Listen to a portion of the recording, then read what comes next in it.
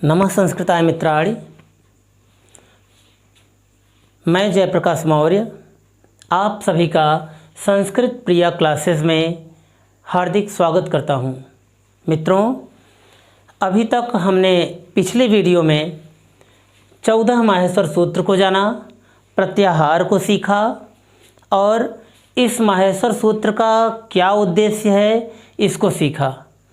आइए अब हम इस माहेश्वर सूत्र के बारे में कुछ और जानकारी प्राप्त करते हैं। तो आइए एक बार फिर से इसका वाचन कर लेते हैं। पहले सूत्र के साथ आते हैं। अयुड़ ऋलृक एओं अयौच हैवरट लड़ एमंगड़नम झभय घढ़धस जब गढ़दस खफ छठथ चटतव कपय सससर हल। तो मित्रों, आप सभी भी एक बार मेरे साथ बोलें और बोलने से ही यह 14 माहेश्वर सूत्र और भी जल्दी से आपको याद हो जाएगा। तो आइए फिर से एक बार बोलकर सीखते हैं। आप सभी भी मेरे साथ साथ बोलें। अयुड़ ऋलृक एओं अयौच हैवरट लड़ यमंगड़नम झभय घढ़धस जब गढ़दस खफ छठथ चटतव कपय सससर हल। तो अब इसके बाद मित्रों, अब हम ये देखते हैं कि 14 माहेश्वर सूत्रों में वर्ण किस प्रकार से संयोजित किए गए हैं। आइए जानते हैं। तो यहाँ पर 14 माहेश्वर सूत्र हैं और इन 14 माहेश्वर सूत्रों में ये जो क्रम संख्या 1 से 4 तक का सूत्र है, इसमें सभी स्वर वर्ण हैं। स्वर वर्ण सभी के सभी स्वर वर्ण हैं और क्रम संख्या ये 5 से क्रम संख्या 14 तक सभी व्यंजन वर्ण हैं।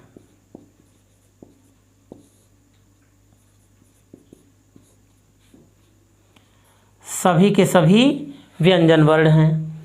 और अब इसमें देखते हैं कि यहाँ पर क्रम संख्या 1 से 4 तक आपका स्वर है और नीचे क्रम संख्या 5 से 14 तक व्यंजन है। अब इस स्वर और व्यंजन के बीच में यानी क्रम संख्या 5 और 6 में अंतस्थ वर्ण है। कौन सा वर्ण है? यहाँ क्रम संख्या 5 से लेकर के 6 तक में अंतः स्थ वर्ण है। अब अंतस्थ वर्ण की कुल संख्या कितनी है? तो अंतस्थ वर्णों की कुल संख्या 4 है। अब चारों में क्या क्या है? य व र ल। क्या क्या है मित्रों? य व र और ल। अब इसका क्रम सीख लेते हैं कि अब व्यंजन में स्पर्श व्यंजन का क्रम क्या रखा गया है माहेश्वर सूत्र में। तो यहाँ पर क्रम संख्या 7 में प्रत्येक वर्ग का 5वां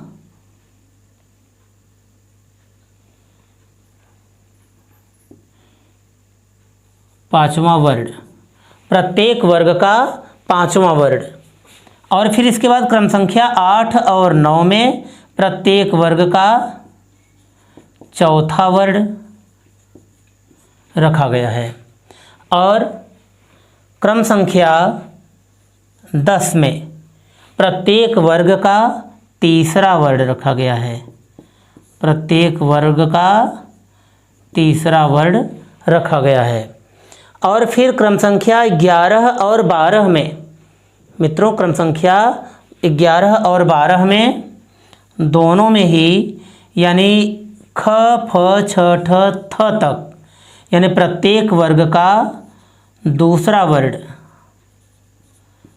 प्रत्येक वर्ग का दूसरा वर्ण एवं यहाँ चटतौ के इस च से लेकर के कपय के इस प तक, यहाँ तक कुल मिलाकर के प्रत्येक वर्ग का प्रथम वर्ण रखा गया है। प्रत्येक वर्ग का प्रथम वर्ण यानी पहला वर्ण रखा गया है। और मित्रों इसके बाद ये सल प्रत्याहार के अंतर्गत ऊष्म व्यंजन आते हैं। ये माहेश्वर सूत्र के क्रम संख्या 13 और 14 में सल प्रत्याहार के अंतर्गत यानी ये स से लेकर के ये ल तक के वर्णों का जब हम सॉर्ट करते हैं तो उसको सल प्रत्याहार बोलते हैं, जैसा कि हमने पिछली वीडियो में आपको बताया है। तो यहाँ पर सल प्रत्याहार में कुल ये 4 वर्ण ऊष्म व्यंजन आते हैं। कौन से व्यंजन? ऊष्म व्यंजन।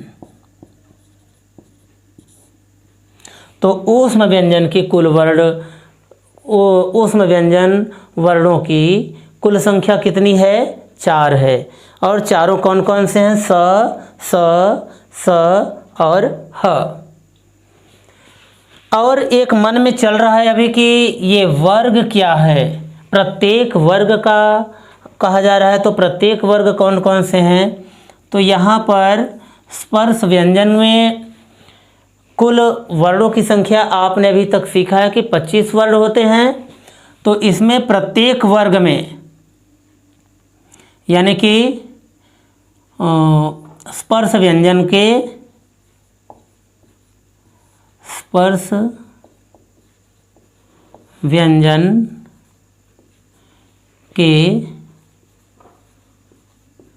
कुल वर्गों की संख्या 5 होती है। कितनी होती है? 5 होती है। और ये कौन कौन से होते हैं? तो ये होते हैं कु, चु, टू, तू, पू। एक छोटा सा सूत्र है ये, कु, चु, टू, तू, पू। कु से तात्पर्य यह है कि क वर्ग यानी क, ख, ग, घ, अंग। चू से च, छ, ज, झ, ञ यानी च वर्ग। टू से ट वर्ग यानी ट, ठ, ड, ढ, ढ। तू से त वर्ग यानी त, थ, द, ध, न। पू से प वर्ग यानी प, फ, ब, भ, म। तो मित्रों आइए अब हम वन लाइनर क्वेश्चन आंसर को सीखते हैं, जो कि यह भी माहेश्वर सूत्र से रिलेटेड है। तो यहाँ पर माहेश्वर सूत्रों की कुल संख्या 14 होती है। माहेश्वर सूत्रों की कुल संख्या कितनी है? 14 है। संस्कृत में कुल स्वरों की संख्या 9 होती है। और ये 9 कौन कौन से होते हैं? तो 9 ये होते हैं अ, ई, उ, री, री, ए, ओ, ऐ, औ। तो मित्रों ये सभी अ, ई, उ, री, री, ए, ओ, ऐ, औ ये कुल मिलाकर के इनकी संख्या 9 हो जाती है। अब यहाँ पर एक मन में ये प्रश्न उठता है कि ये ए के बाद ऐ आएगा या ओ आएगा। तो आइए माहेश्वर सूत्र में देखते हैं क्या लिखा है। क्योंकि हम माहेश्वर सूत्र के अंतर्गत निहित यहाँ पर जो स्थित जानकारी है इसको सीख रहे हैं, तो इस माहेश्वर सूत्र के अनुसार यहाँ पर वर्णों का क्रम रखा गया है कि ए, ओ, ऐ, औ। तो यहाँ पर ये क्रम सही है आपका अ, ई, उ, री, री, ए, ओ, ऐ, औ। तो आपको भी इसी प्रकार से याद करना पड़ेगा। अब अगला प्रश्न है कि संस्कृत में मूल स्वरों की संख्या कितनी होती है? तो मित्रों संस्कृत में मूल स्वरों की संख्या 5 होती है। 5 कौन कौन सी होती है? तो अ, ई, उ, री और री होती है। अब अगला प्रश्न है कि संस्कृत में कुल दीर्घ स्वरों की संख्या, कुल दीर्घ स्वरों की संख्या कितनी होती है? तो मित्रों संस्कृत में कुल दीर्घ स्वरों की संख्या 8 होती है। 8 में कौन कौन से वर्ण हैं? आ, ई, उ, री, ए, ओ, ऐ, औ। तो ये इनकी संख्या 8 है। माहेश्वर सूत्र, अगला प्रश्न है कि माहेश्वर सूत्र के अनुसार कुल दीर्घ स्वरों की संख्या कितनी है? अब माहेश्वर सूत्र के अनुसार कुल दीर्घ स्वर कितने हैं? तो आइए देखते हैं कि माहेश्वर सूत्र में क्या दीर्घ स्वर दिखाई दे रहा है कहीं पर आपको? तो ये यहाँ तक आपके ह्रस्व स्वर हैं और यहाँ पर यानी क्रम संख्या 3 और 4 में ये आपको ए, ओ, ऐ, औ ये दीर्घ स्वर दिखाई पड़ रहे हैं। तो माहेश्वर सूत्र के अनुसार कुल दीर्घ स्वरों की संख्या 4 होती है और ये स्वर हैं ए, ओ, ऐ, औ।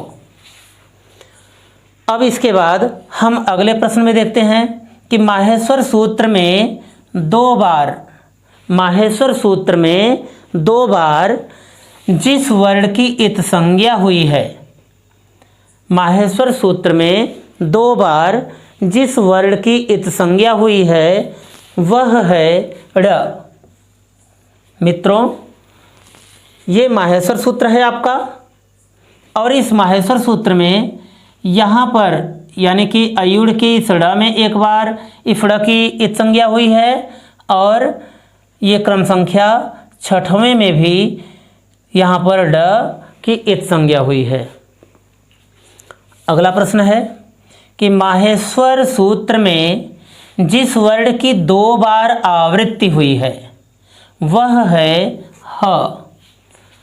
माहेश्वर सूत्र में ऐसा कौन सा वर्ण है जिसकी आवृत्ति 2 बार हुई है, यानी ऐसा कौन सा अक्षर है जो 2 बार आया हुआ है?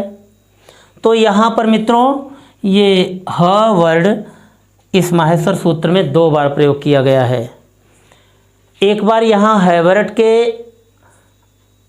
आदि में यानी प्रारंभ में ये ह लिखा गया है 5वें सूत्र में और यहाँ एक बार 14वें सूत्र में यहाँ हल के इस ह में ह के रूप में आया हुआ है।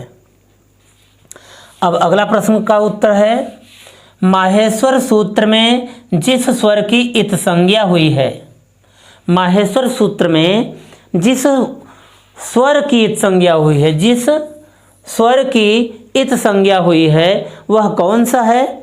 तो माहेश्वर सूत्र में जिस स्वर की इत संज्ञा हुई है वह है ह्रस्व अ। तो ये कहाँ हुई है मित्रों? ये हुई है आपको क्रम संख्या 6वें सूत्र के लड़ प्रत्याहार के अंतर्गत, यानी कि लड़ के मध्य में जो अ आता है, जो अ आता है इसी अ की उपदेशे अजनुनासिक इत संज्ञा, इत सूत्र से इत संज्ञा हो गई है। तो आइए अगला प्रश्न देखते हैं कि यहाँ पर कुल प्रत्याहारों की संख्या कितनी है? तो माहेश्वर सूत्र से निर्मित कुल प्रत्याहारों की संख्या कितनी है? तो माहेश्वर सूत्र से कुल प्रत्याहारों की संख्या लघु सिद्धांत कौमुदी के अनुसार 42 होती है और बाबूराम सक्सेना के अनुसार जो टीजीटी विद्यार्थियों के लिए उन्होंने लिखा है तो उन्होंने बताया है कि 43 होती है। ये बताया गया कि ऐसा कौन सा स्वर है, अगले प्रश्न में ये बताया जा रहा है आपसे कि ऐसा कौन सा स्वर है जिसका दीर्घ स्वर नहीं होता है। ऐसा कौन सा स्वर है जिसका दीर्घ स्वर नहीं होता है? तो मित्रों इसका उत्तर है लृ वर्ण।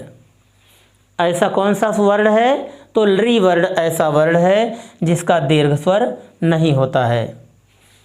तो इस माहेश्वर सूत्र के अनुसार ऐसा कौन सा स्वर है जिस स्वर का ह्रस्व स्वर नहीं होता है? तो ए, ओ, ऐ, औ ऐसा स्वर है जिसका दीर्घ जिसका ह्रस्व स्वर नहीं होता है। अगला प्रश्न है मित्रों कि स्वरों से संबद्ध सूत्रों की कुल संख्या कितनी है। तो स्वरों से संबद्ध कुल सूत्रों की संख्या 4 है। अब मित्रों ये है आपका क्रम संख्या 1 से लेकर के 14 तक के सूत्र, जिसमें क्रम संख्या 1 से लेकर के 4 तक ये स्वर वर्ण हैं। तो यही पूछा गया है कि स्वरों से संबद्ध यानी स्वरों से संबंधित सूत्रों की कुल संख्या कितनी है। तो यही है 1 2 3 4 यानी ऐ उड़, ऋल ऋक, एओंग और अयौच, यही 4 सूत्र हैं। और व्यंजनों से संबद्ध सूत्रों की कुल संख्या कितनी है। तो व्यंजनों से संबद्ध सूत्रों की कुल संख्या 10 है। अब ये 10 कौन कौन से हैं। क्रम संख्या 5 से लेकर के क्रम संख्या 14 तक जितने भी वर्ण हैं ये सभी व्यंजन वर्ण के अंतर्गत आते हैं और व्यंजनों से संबद्ध सूत्रों की कुल संख्या 10 होती है। मित्रों अब अगला प्रश्न है कि माहेश्वर सूत्रों में अंतिम हल वर्ण क्या कहलाता है। तो माहेश्वर सूत्रों में जो अंतिम वर्ण है, प्रत्येक सूत्र के जो अंतिम अक्षर को यानी प्रत्येक सूत्र के अंतिम में जो ये हल वर्ण है यह क्या कहलाता है। तो मित्रों इसका उत्तर है कि यह माहेश्वर सूत्रों में ये जो अंतिम हल वर्ण है यह इत संज्ञक होता है, अर्थात इसे इत संज्ञक वर्ण भी कहते हैं। क्या कहते हैं मित्रों, इत संज्ञक वर्ण। और अगला प्रश्न है इत संज्ञक हल वर्णों की कुल संख्या कितनी है। तो मित्रों इत संज्ञक हल वर्णों की कुल संख्या 14 है। आइए देख लेते हैं 14 कैसे हुआ, क्योंकि ये हमारा 14 माहेश्वर सूत्र है और प्रत्येक सूत्र के अंतिम में एक हलंत युक्त व्यंजन है और सूत्र 14 है तो सभी के अंतिम में यह एक एक व्यंजन है जो कि हलंत युक्त है। इसलिए यहाँ पर ऐसे पता चला कि 1 2 3 4 5 6 7 8 9 10 11 12 13 14। तो इत संज्ञक वर्णों की कुल संख्या 14 हुई। अब अगला प्रश्न है कि इत संज्ञक अच वर्ण की संख्या कितनी है। मित्रों तो इसकी संख्या 1 है। अब यहाँ पर लिखा गया है अज वर्ण। तो अज वर्ण क्या है, तो अच वर्ण कहा गया है। तो अच वर्ण यानी स्वर वर्ण।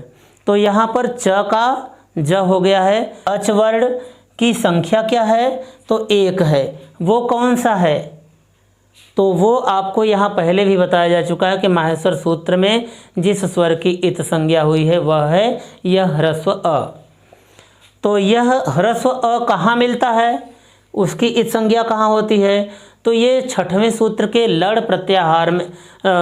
प्रत्याहार के अंतर्गत आता है। और ये जो लड़ के मध्य में यहाँ पर ल में अ है इसकी इत संज्ञा हो जाती है।